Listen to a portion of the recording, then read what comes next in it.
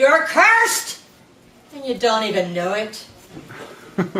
I'm Molly McGillicuddy, at your service, here to let you know that you're all doomed. Doomed, I tell you. The curse came upon you many years ago, way back in your parents' time. Well, perhaps not all parents. But here's what happened. It was the quarterly meeting of the Council of Mystical Beings. Everybody was going about their business, and then the Tooth Fairy and the Sandman get up and made an objection. They objected to the entire human race.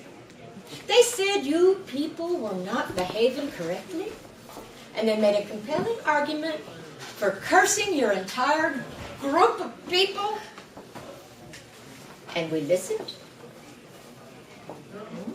Now, here, you got to admit, when was the last time you went to the Sandman because you needed to get some sleep? Pills you take, pharmaceutical solutions you're after. Yeah. And the Tooth Fairy, oh, that is a sad tale indeed. If you ever want to see a fairy weep, just say the words porcelain veneers. Now,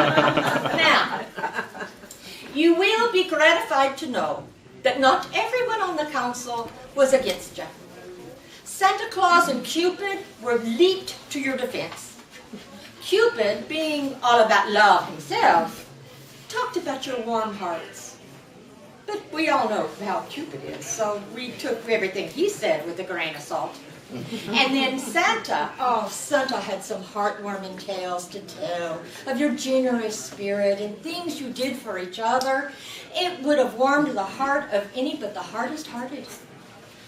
But Sandman countered with this fact that brought us all around.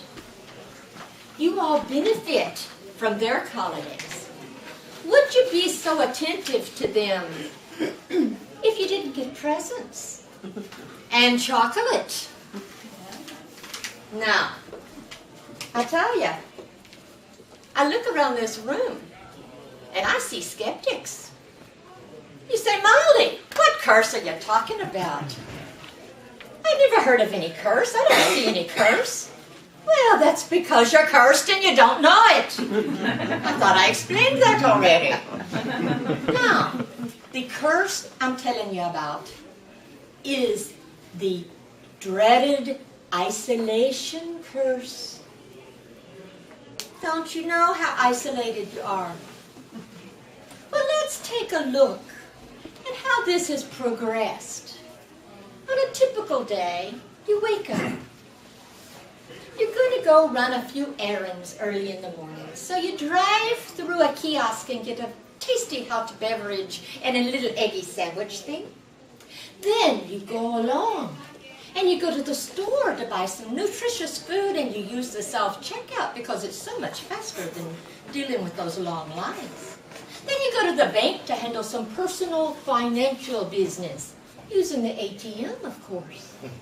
And then you're off to work at home, because that way your employer doesn't have to provide office space and you don't have to deal with that awful commute. And then long before bedtime, you check your eHarmony account just to see if perhaps the perfect one has come along for you. Ah, and your young ones, they're even easier. They sit in the room with their iPods in their ears and their BlackBerry in their hands, and thumbs like jackhammers they have. It's an amazing thing to behold. Ah, you're isolated, all right. And you look at me and you say, oh, Molly, what can we do to save ourselves? Nothing. It's a curse. It's not a whim or a wish. It's a curse. You're cursed and you don't know it. You don't even feel like you're cursed, but I tell you, you could put it off a little bit if you actually spoke to that person and said something other than venti latte. You can actually have a conversation with them.